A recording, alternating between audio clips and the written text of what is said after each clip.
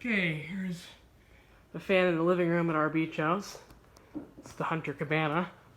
It's got a Hampton Bay pull chain on it, but that's because I put that there.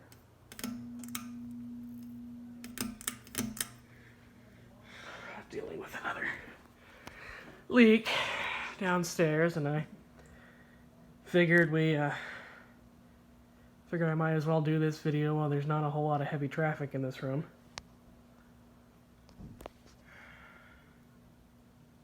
Now both of these cabanas have replacement Lowe's pull chains in them.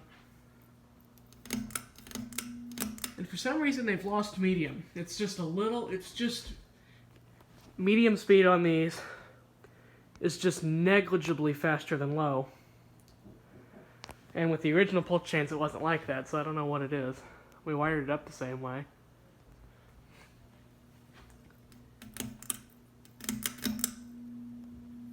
But it still seems to do just fine on high.